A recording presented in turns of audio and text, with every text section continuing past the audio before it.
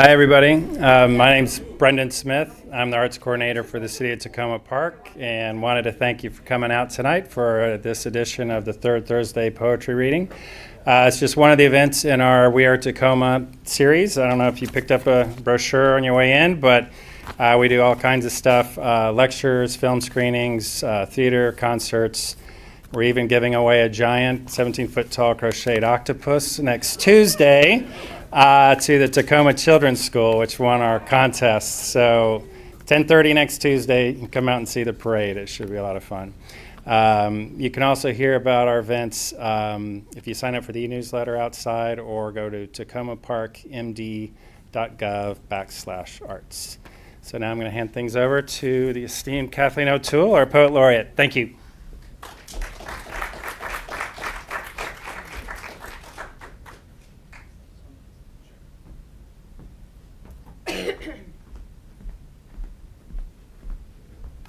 Good evening. I've been called a lot of things since I took this on, but esteemed, that's a new one. Okay, there we go. Well, it's been a busy month. I don't think I've seen any of you, particularly, maybe one or two, but the last couple of weeks, given that it's National Poetry Month, we had a wonderful Sunday afternoon crowd in this space on the 7th of April for our first Encuentro Poético with 7 wonderful Latinx poets from 6 different countries, and moi, who does not speak Spanish, but they did me a favor and translated one of my poems into Spanish, which was also in the newsletter. And then last night there was a really good crowd at Busboys for a poetry reading and author talk. And there are lots more to come. I just got asked to read poetry in the gazebo at Art Hop. So and you all know of the regular celebrations of poetry that go on in Takoma Park. So it's a great time to be a poet and a poet laureate in Takoma Park. We have 4 wonderful women poets tonight from whom you will hear, and I'll introduce them in a second. But I thought I would get us started by reading one poem of mine, which is called April is National Poetry Month, so I couldn't resist. And the only thing I want to say about it is that I wrote this poem when I was working in official Washington, a couple blocks from Union Station, in the post-9/11 security-conscious atmosphere, and it was kind of hard to find anything poetic about that, except when I had these wonderful conversations with cab drivers, and this poem relates to one of those. And I'll mention, I guess for those of you that live around here, you remember when we had a serial arsonist running around setting fires? Well, it was as that was winding up. That's the backdrop for this poem. April is National Poetry Month. The cab drivers from Sierra Leone, he recoils at the lawyer's voice on the radio defending the serial arsonist. My client only set these fires to relieve stress. We both rue the absurdity, the chasm between words and sober realities, his corner of the world abandoned by Cold War interests, leaving the vultures of chaos free rein with homegrown, Harvard-educated rebels swooping in while the one remaining superpower has its back turned. Springtime in Washington. Dependable as the cherry blossoms, white dogwood in bloom, the latest fashion in barricades. A bagpipe busker in a stand of azalea plants a blush on the Capitol's marble cheek. Grackles forage in the mulch around a bed of purple pansy, red, white, and blue tulips. A cab driver from Sierra Leone. Poetry is where you find it. So don't ever say something's not poetic. It'll pop out at you. I think this is, for those of you regulars, correct me if I'm wrong, this may be the second reading this year where we had an all-women poetry lineup. In any case, all of these women are multi-talented, and you've got their bios in the program, so I'll let you read them, but I'm going to highlight something about each one. Sally Brucker is an artist, an art therapist, and a longtime Takoma Park resident. I know Sally because some years ago, I see Ann Becker in the room too, 2005, about 20 of us, poets and artists, were paired up to respond to each other's work with our own creations. And that led to an anthology and a show of the art and poems here in City Hall. And Sally and I were paired up, so I've known her since that time. Glad to be hosting her tonight. Tara Campbell. Tara is a poet, an editor, an MFA candidate, and a novelist. And I think edits a journal at, where is you, Tara? At GW or AMU? Barrel House. Oh, at Barrel House, which is based at, okay. And then Greta Eric, widely published poet and multiple fellowship recipient, also an editor at AU of a poetry magazine, am I correct? And then a singer-songwriter and piano teacher. So, and finally, Ann Phillips, who teaches writing and literature, who's a psychotherapist. And this one I want to know more about. I want to see if it shows up in the poems. A National Zoo Reptile House Guide. And in 2017, her poetry collection was recognized by Beltway Quarterly, an online journal here in the DC area. So without further ado, each poet will read for 10 to 15 minutes, and we will have a reception for those of you who haven't been here before. So you'll get a chance to talk to the poets and maybe even buy a book. So Sally, would you join us?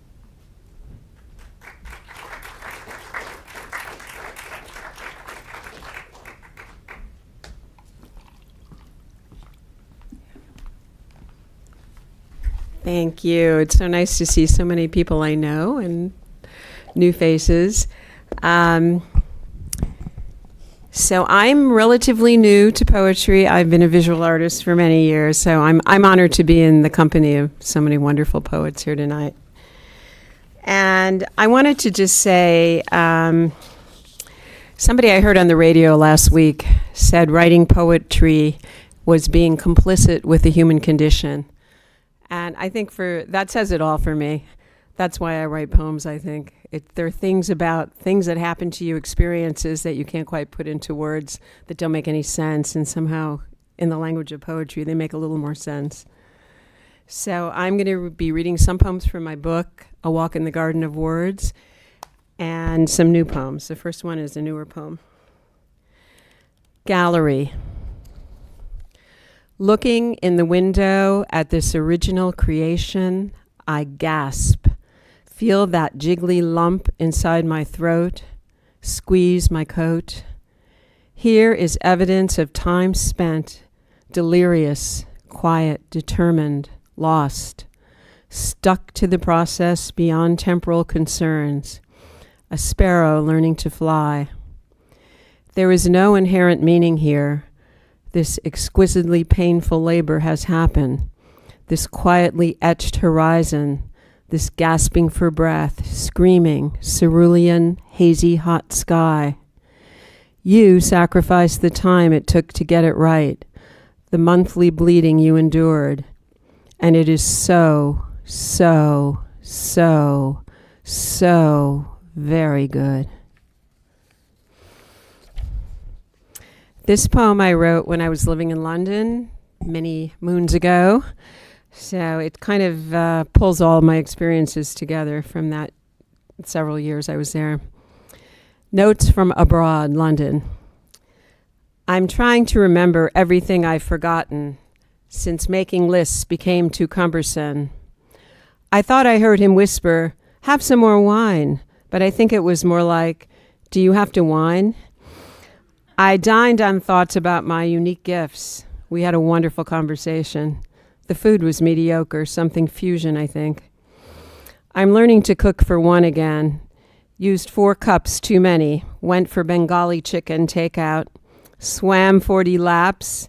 Displaced 40 gallons of water. Skin smelled fishy. Saw a play about oranges turning blue. Madness, sanity. How they're stuck together with Velcro. don't I know, at Hampstead Theatre to watch plays about daft families, too tired to go for drinks. Move across town in a downpour, London cabbie saves the day. Findhorn is full of sacred stones, whiskey barrel hot tubs, 60s seekers. It's so homely. If you eat something delicious and can't stop, you're like to become Moorish.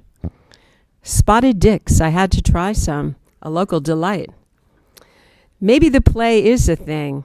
Saw Vanessa twice up close, playing worn-out, whimsical women. Portobello Road. Darling, 2 for a quid, cheers. I go there just to be called darling by someone.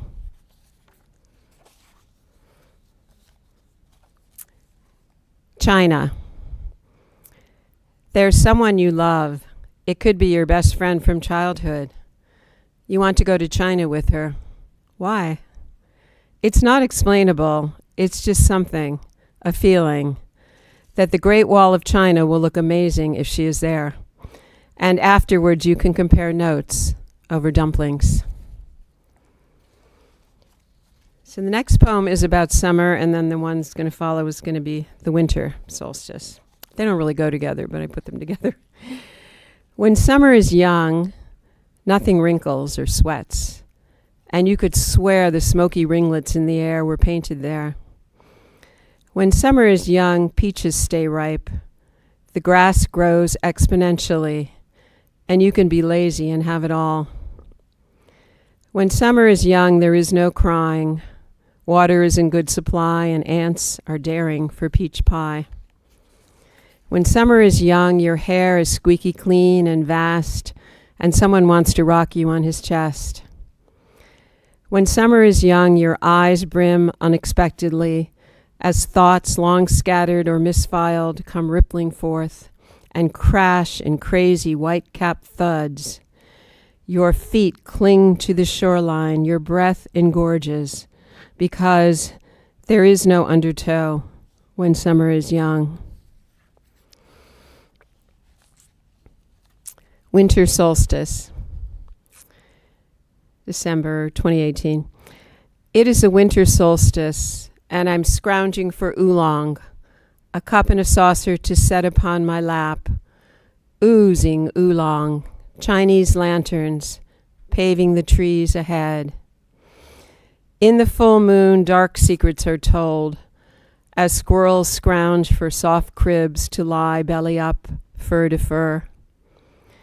We shiver against the waning, complaining as the hours stretch, wasted on those mundane things that we do and do to get through, punctuated by string quartets that get us glassy-eyed, awake. In these months we will wait, shuffling room to room, occasioning upon old photos, beach surprises, doctor trips, lazy bedtime known as naps. We winter our hazy bodies until spring, like a bad surgeon, rips the seam and lets the blood run free. The moment. This is the moment where we can choose to enter in newness, stay with what is familiar, or extract some clarity of what it is we fear.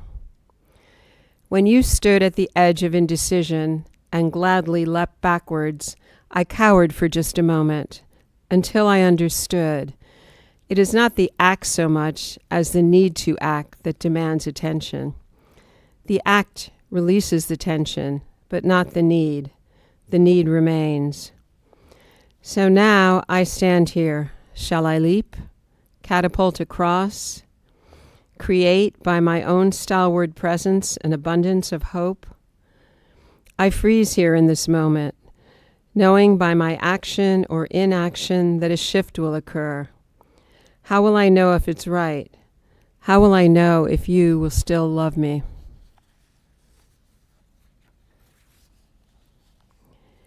After all. While I haven't lost my memory, my powers of self-reflection are waning. Washed up upon a distant shore, where people loll about and do nothing except turn over every 30 minutes, eat chips, slurp soda, sleep. I will claim a section of this beach, read nothing, think not, speak only in monosyllables, turn over every 30 minutes, slurp, slather, eat, sleep.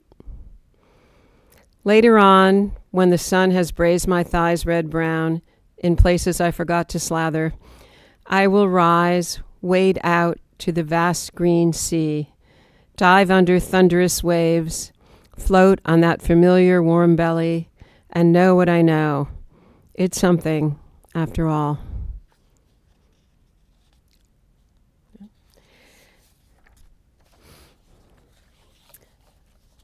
Memory. Now my reflection is a cold plant. It was safe where I was when there was time to read, eat pineapples, be shy. Freedom is like a crisp space, a yellow bubble that shocks when popped. The serenity of eating a complicated pastry.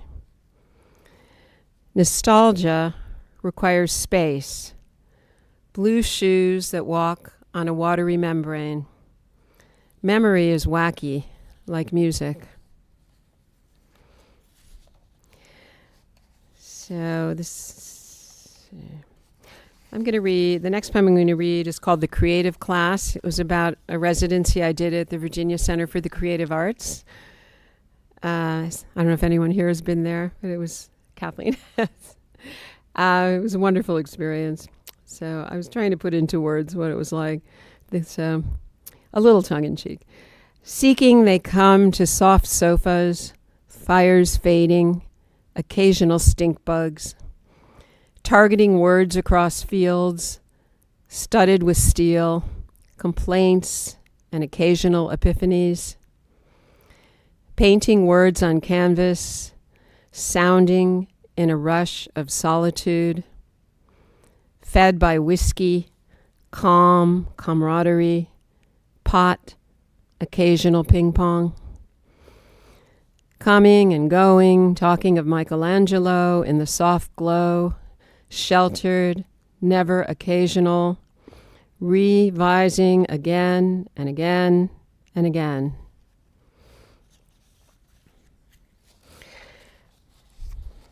This is a poem I wrote for a friend who was undergoing cancer treatment.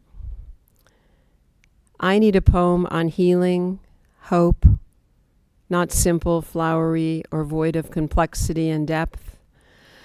I need a poem that says, yes, it is scary what you're going through, even though lots of others have gone before and stand with you, that it doesn't minimize the risks or overstate the outcome. I need a poem that says, accept, let it be, know you are strong, know you are human, know we know nothing, yet here we stand with you as if it is each of us going through this, yet it is you, and we know that, and we want you to be well and be done with this and get on with your life of loving and longing and great and minuscule moments. I need a poem because poets can say these things in ways we can hear them and understand our love for your perfectly impossible, beautiful life. One more? Okay. I can do two, okay.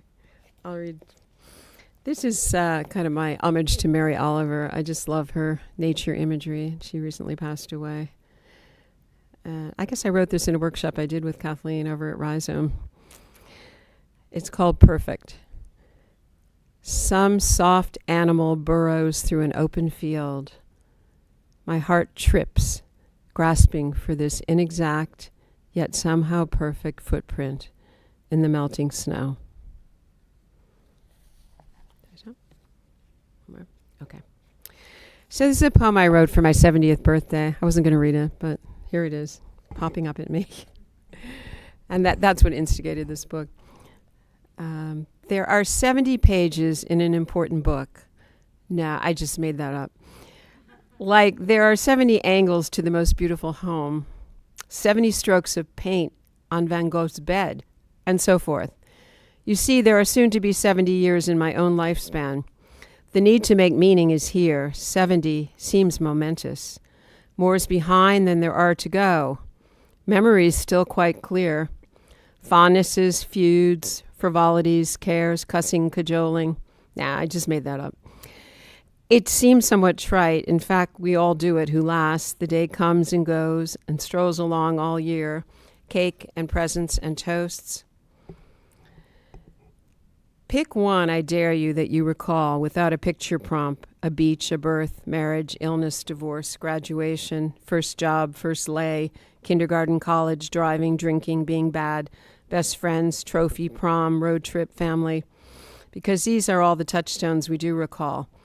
Pick one, I dare you, not about the firsts or common days with others. Pick one that speaks, no screams, that this life, in these 70 years, you did something that really mattered because it was you who did it. There are 70 ways to say, I love you. Did you know? No, I just made that up. But if there were, I would say them all to you. I'd start just after waking and say the last before I put my night guard in. There will be 70 candles on my cake. I think I'm beginning to see the light. Thank you.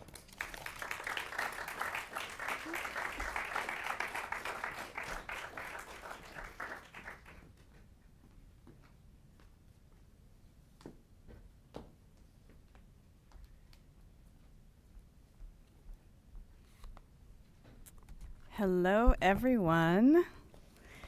I'm Tara Campbell, and I would like to thank Kathleen and Brendan and the rest of the committee for letting me slip up over the border from DC to read tonight. I will be starting with a poem from my book, Circe's Bicycle. It's a hybrid of poetry and prose, and this one is also one that is in the program, and it's called Freedom Bras. This morning, I woke up and looked at my bras. Washed yesterday, hung to dry, lined up like the heads of my enemies. Bras of a certain age, like the ones my mother wore when I wondered why they looked like tanks. Look who's driving tanks now. They're softer and smaller, but still a far cry from the tiny, sleek models I zipped around in after ditching my sister's scratchy hand-me-downs. Training bras, because discomfort needs practice. How many times, sneaking out the door to play, hand on the doorknob, did my shoulders hunch at my mother's voice? Put on a bra. Hitch on that ancient lace-strewn itch monkey. That's the cost of admission to the world, my dear. The fee for growing up. That's the price of freedom. For my second poem, also in the book, this is a bit of a response poem to a story that I'm sure many of you have heard and you will know as soon as I say the title. It's called Rendezvous at Hills Like White Elephants. I wait for you in this heat-stained, blurry vision place, fingers tracing my feathered lips, thinking of the honest del Toro and how it would sting. I wait for you to come, feeling your parchment hands in the wind, hot currents pressing against my skin, opening my mouth to your arid tongue. I breathe in your sand as it scatters around me. I lie down and breathe in your sand, waiting as you come. For my next few poems, I am going to switch things up a little bit. I do a little political poetry, and I have some recommendations for places to submit if some of you are also into political poetry. This one appeared in Poets Reading the News, and it's my meditation after one of the unfortunately many school shootings, my meditation on where this violence may be coming from. It's called The Meadow. The meadow considers the velvety slick on her skin, sips at its edges, trickles it into her pores, only a taste this time, she swears, until she falls in love once more with her own wet heft. The meadow umbers herself from the silken pool, plumps herself, besotted, against the dead, skin to skin, until she hates herself again. Eve shrieked, and the meadow has hated herself ever since, has drawn the stain down deep inside, sworn never to drink again. She tries to make do with the blood of calving, of roadkill, of fallen chicks. But the meadow remembers the hiss of knife through skin, that lavish spill, that crimson burst of Abel. The meadow hums her thirst and hates herself, thinks dynasty and hates herself, murmurs empire, infidel, and motherland, and hates herself because she knows. She hums her thirst and mumbles tyranny, whispers homeland and hates herself, trills liberty and waits. Glory, she croons. Hallelujah, she cries, and hates herself because she can almost taste it. The meadow sings birthright and hates herself, calls out shall not be infringed and hates herself, and sings and sings and sings until she feels that velvety slickness on her skin, sips at its edges, trickles it into her pores. Just one last time, she swears.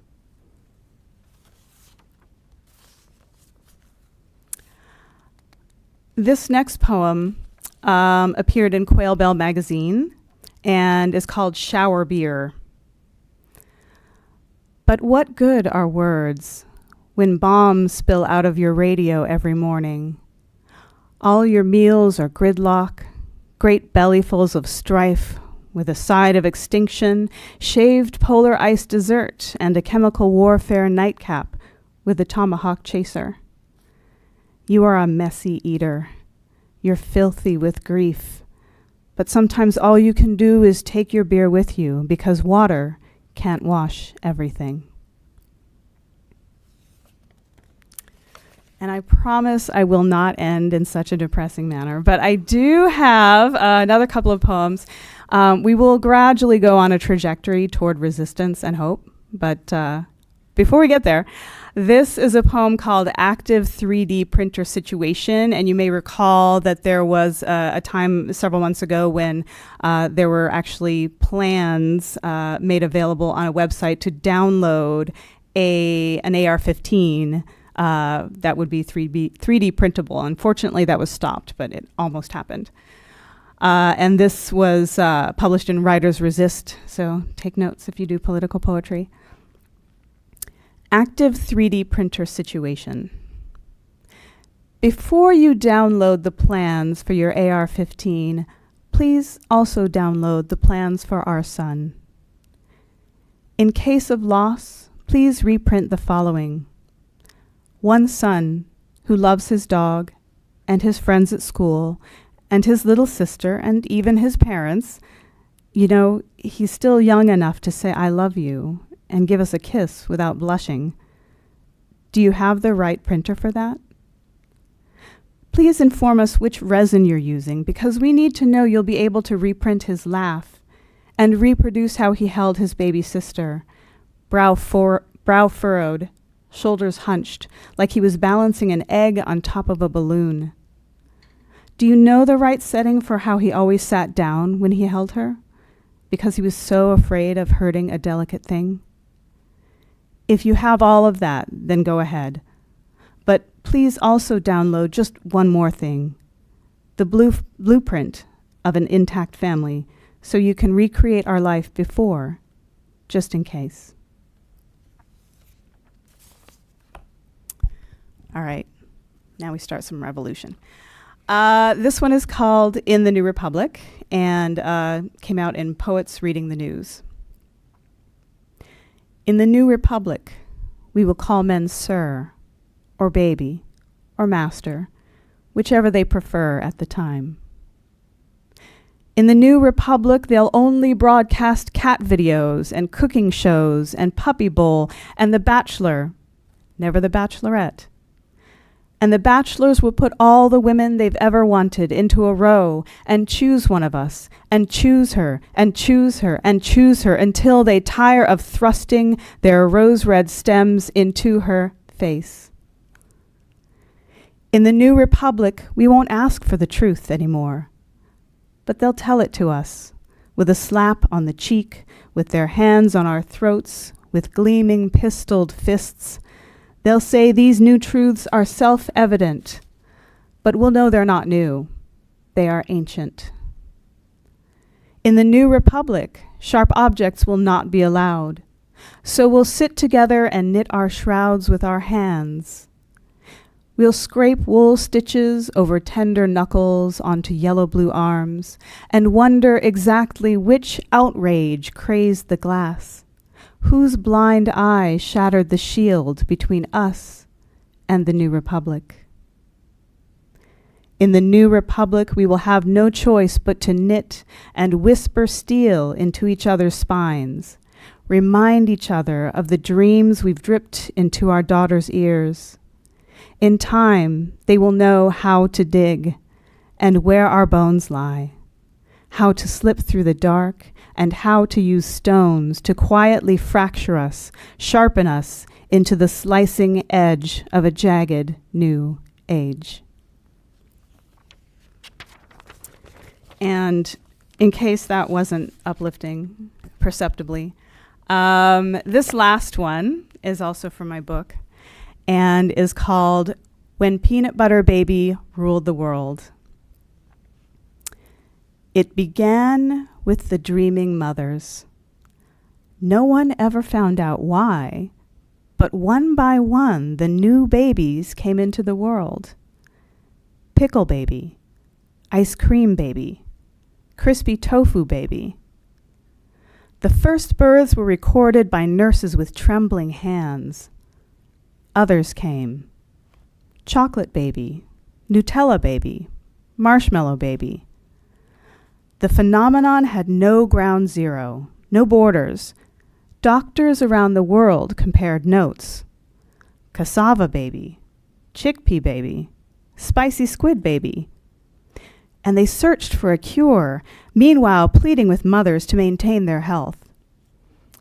The mothers tried asparagus baby, broccoli baby, peanut butter baby, but they had needs. Bacon baby, rum baby, maraschino cherry baby, tiny umbrella baby. They couldn't control their dreams. Vodka baby, wine baby, gin and tonic baby, highball baby, of all the things they couldn't have. Marlboro baby, Virginia Slims baby, raw cookie dough baby, unpasteurized milk baby. The doctors kept waking them up to feed them applesauce and admonishment, but they kept on dreaming. Imported soft cheese baby, beef tartare baby, sushi baby, swordfish baby, just about any goddamn fish baby. Until finally the mother said, enough. We still love pickle baby, and crispy tofu baby, and peanut butter baby, and highball baby, and yes, even just about any goddamn fish baby is okay. They're all our babies. And then they dreamed whatever they wanted. And by the time Peanut Butter Baby grew up and ruled the world, there were even more kinds of babies, like Equal Pay Baby, No More Street Harassment Baby, Corporate Leadership Equity Baby, Elimination of Female Genital Mutilation Baby, and Respect Your Elders Baby, who eventually had To Hell with Plastic Surgery Baby, and Male Pregnancy Baby, who gave immediate birth to Right to Choose Baby, and her twin, Self-Determination Baby. And when Self-Determination Baby usurped the throne, her first and last order before abolishing the position of ruler of the world was to tell the mothers to dream and keep on dreaming. Thank you.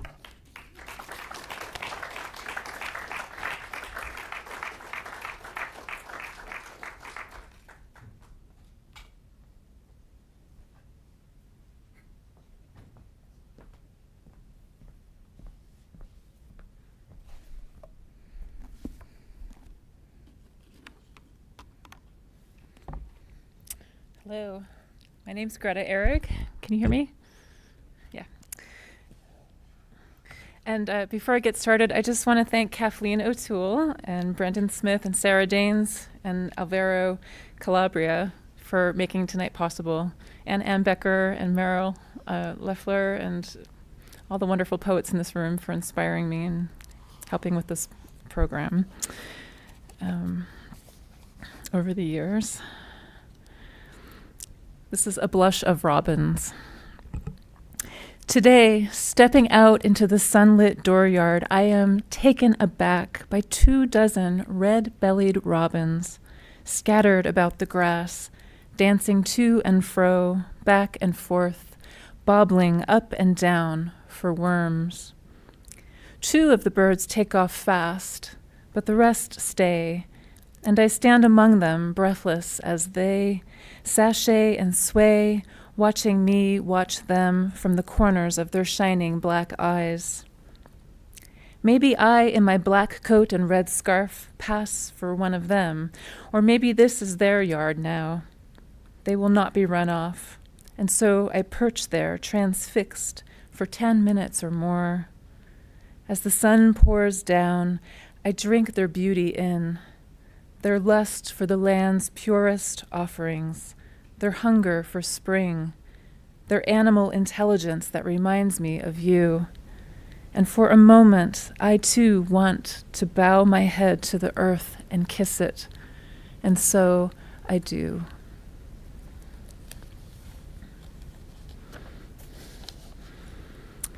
The Butterfly Book.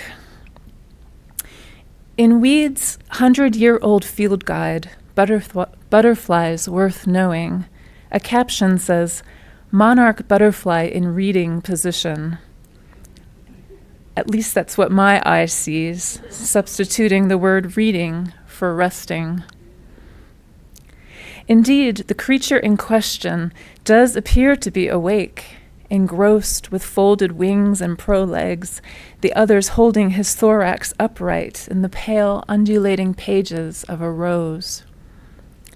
For an insect, reading is, I imagine, a whole-body experience. Eyes inspecting shapes and sizes for the perfect pillowy book. The toes, little tarsi, tiny chemoreceptors tasting of the nectar at the heart of its liquid prose, and antennae skimming fragrances, olfactory braille for the nympholid nose, sensing the secret underlying sense of what is meant there. And the quiet. Of course, the quiet is part of its meaning. Quiet as New York City's own Rose Reading Room, with its giant rosettes and cherubs and vast expanses of sky, the painted clouds of evening, those soft pink shrouds like butterflies leaning.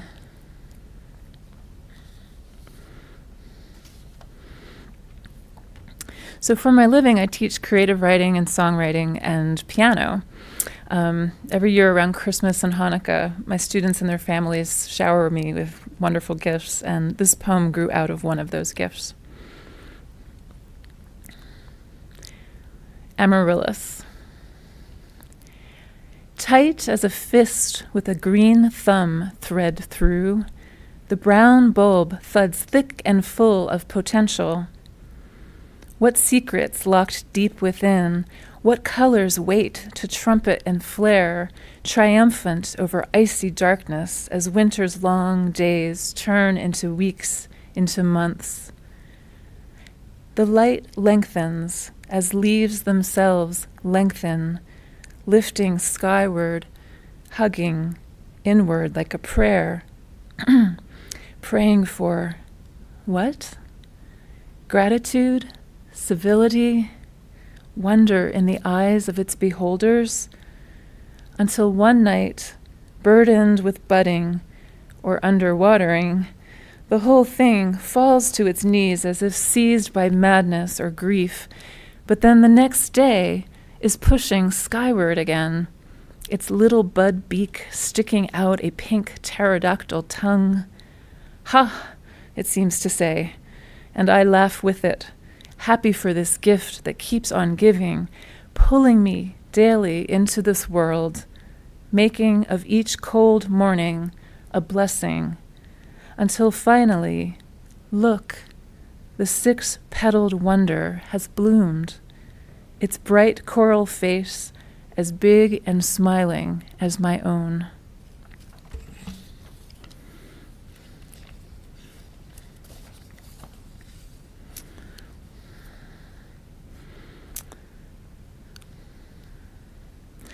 Requiem for Chocolate.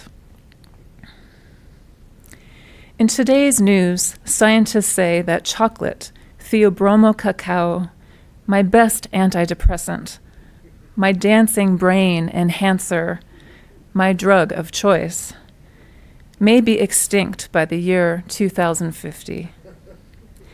By then, I'll be well into my 80s, if I'm lucky, and eating will be one of the few bodily pleasures left in this life. What will I do then without my 70% dark Madagascar chocolate bar wrapped up like a present in a poem about my own heart melting, like the polar ice caps, the glaciers, the permafrost? What will I do with my grandmother's collection of tiny copper molds passed down for generations? And when I take that final morsel, that sweet little blast onto my tongue, will I know or not know that it is, like a kiss, my last?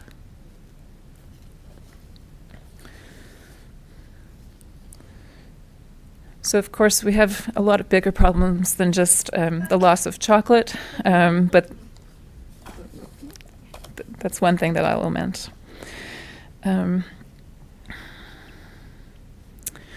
First Birthday. This is the poem that's written in your program. So I was sort of researching birthday cakes and birthday candles online, and different sort of ideas came up about how that tradition got started, and got my imagination going and led to this poem. Perhaps he was born into nobility, into an ancient Roman palazzo on a winding wind-swept street, lined with olives, cypress, and chicory. It is summer, and he is the family's first heir to survive one full year. Indeed, that is cause for celebration. His given name is Tullius, and he hears it ringing today over and over like bells. Tullius, Tullius. At age 1, he is fond of feles, cats, and papiliones, butterflies. Soon, amidst all the honored guests, he will taste his first wine, along with his special birthday cake. Who thought to put candles on that cake? Who baked the sweet wheat into levity for all to share? The women, of course. The women, whose own dear daughters would not be celebrated like this for more than 1,000 years.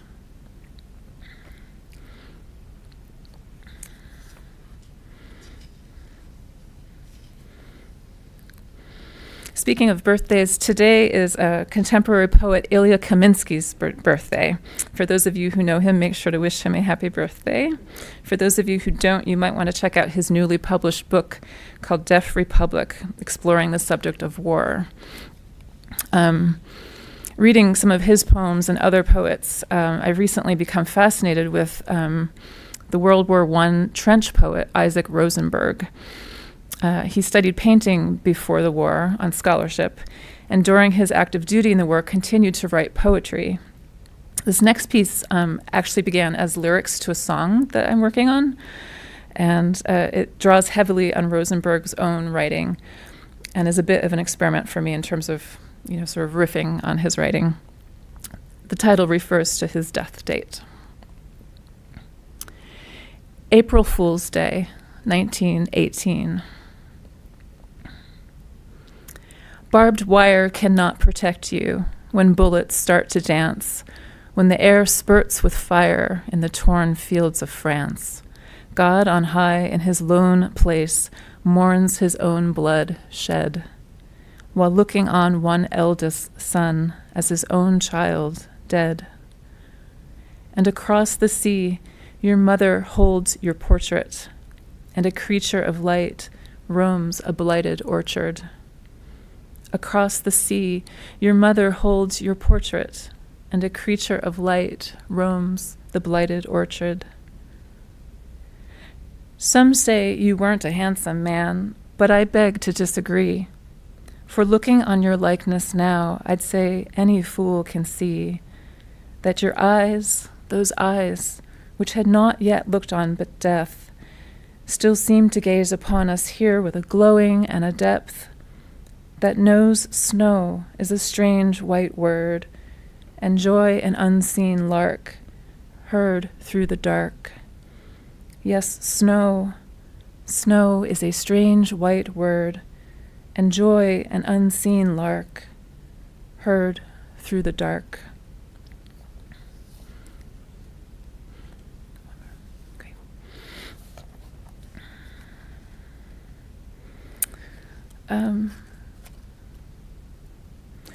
Okay. Debating between something old and something new. I'll go for the newer one. Letting go.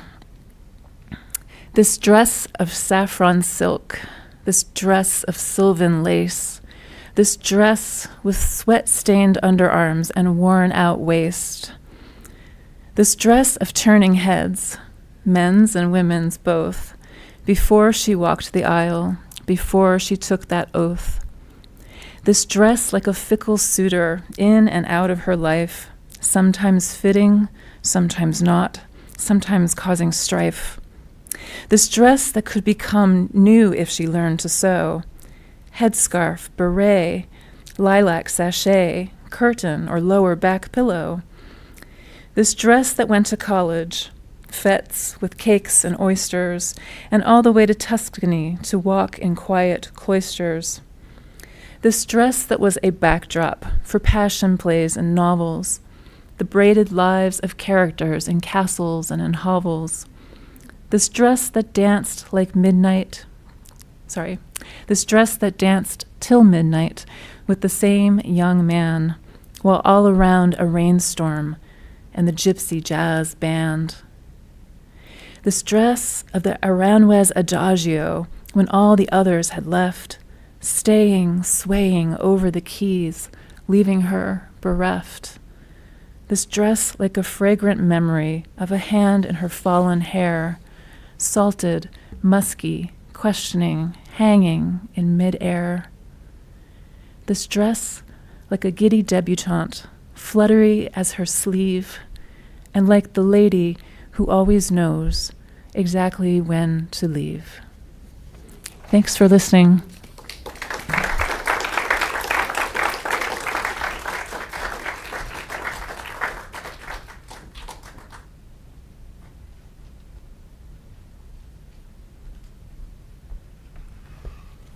Thank you, Brendan and Kathleen and everyone who produces this wonderful series, the Third Thursdays. Poets often use images of animal behavior as metaphors for human experience, and this poem asks the question, does the metaphor ever diminish the animal himself? Metaphor. I hear you, old crow, whistling down the palm tree. You strut, flop your wing, you gloss, you stare, fan your tail at me. I suck you up, your inky black, and squeeze you out on the page, bead by bead. You showboat, seer, magician, opportunist, the mirror chip tucked in your nest, thief. I take that too. It's mine. And you, are you limp? Are you bleached now? Are you mute, shrunk, decrowed, now that I've written my poem about a crow? I recently read The Hidden Life of Trees, the book, and it was a revelation to me, and I feel I'm inching toward a deeper understanding of the living being of the gorgeous trees around me and the web of nourishment that they are locked into below ground and above ground. Life and death of a white oak. The first 70 years were fat and bright. Countless veins nourish one another, bartering in the rhizosphere market, slurping deliveries from fungal trams and rooted in for the long haul. Fruiting and flowering and leafing his way up, a free-form, limly personality. To breach the canopy, a big man. Greened magnificence, thickening to a life of grand adventure in situ. What is quick in him is hidden, the sap roaring up the trunk. Outside is slowness of slow time. A leaf bud opens in weeks. We like to name all things, the tart and the sacred, to find an essence in quotidian losses barely felt. In August of the 200th year, 9th year of drought, part of his crown browned. 1,000 buds held back, refused to leaf. Sapwood began to streak where fungus burgled the heartwood. None of us knew, and if some other creatures knew, we didn't know their language. Within the tree, there was a call to action, efforts from the dispensary, nurses in tannins and phenol. We all breathe the air we are afforded, taste the water, work the soil given. The year rolled again, and what is a year for those who sense these changes? Grayed fingerlets, wristlets drop, lichen-covered, rotten twigs flayed. Squirrels lost their launches. Then in springs too hot, too wet, beetles swarmed his thin green core through bark's weakened defenses. Now he is a skeleton, dead on his feet, soon to fall, leaving, for translation, his bright space.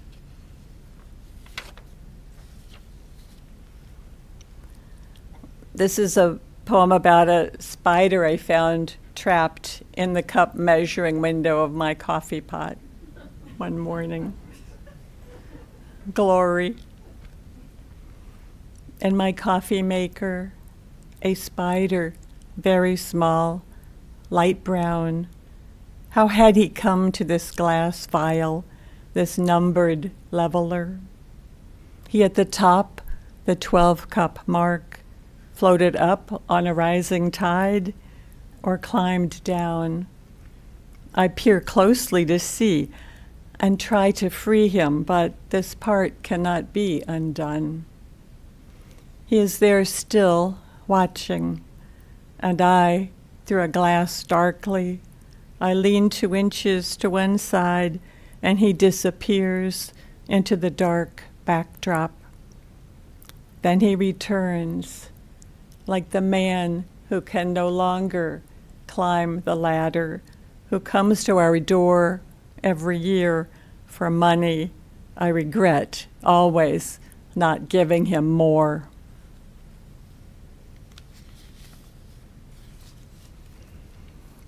I have a cochlear implant, and if you have a bionic organ or an artificial limb, you know the twists and turns of the journey toward integrating who you were then with who you are now. And the amazing technology that produces this miracle is sometimes feeling a little monstrous. This is called Cochlear Implant from Advanced Bionics, a Swiss corporation. Now we know that our own Milky Way is a spiral galaxy, in its arms birthing stars, white hot and raw, though how, contrary to laws of physics, a swirling spiral can be stable and not wind tighter into its core is what we do not know. But inside the brochure, skimming across the table, is a bony labyrinth of the ear. Inside the cochlea, a nest locked in an aisle of the mind. The shape of infinity is the shape of the cochlea, yet in a labyrinth there may be a beast. Even in this full-color brochure from Advanced Bionics, Robert Indiana graphics in tones of rouge, where families clasp hands, sports car drivers sing in tune, and every child is successful. A beast in 2.5 turns of electrode around its axis at a temporal resolution of 83,000 pulses per second against fragile cochlear hairs. And with 460 pitch percepts, up to 80 decibels of dynamic input range. Or think of billions of worlds in creation. Think of opening into stillness.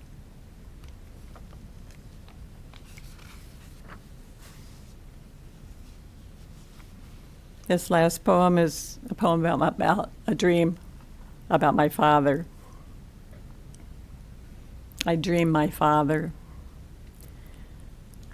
I dream that my father and I repair electric fences all day on the Audrain County farm. I dream he's surprised I can work just like a boy.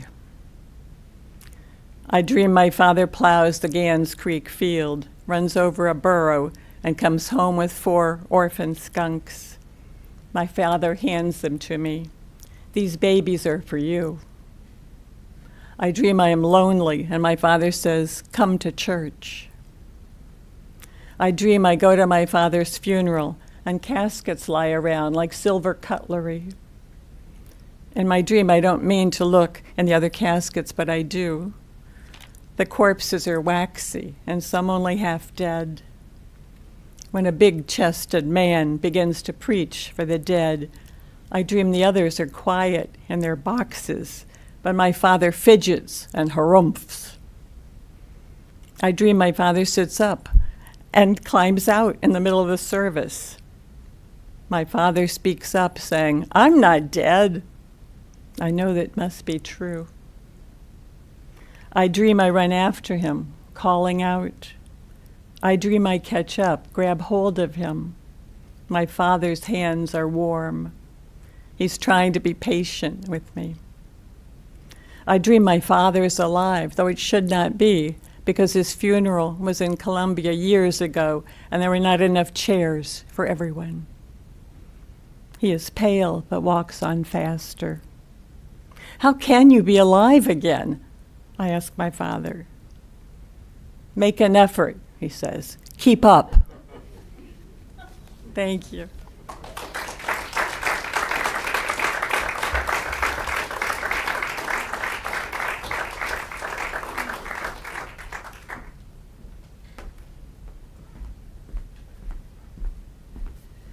My, what a feast of talent and voices and stories. Please join me in thanking again Sally, Tara, Greta, and Anne.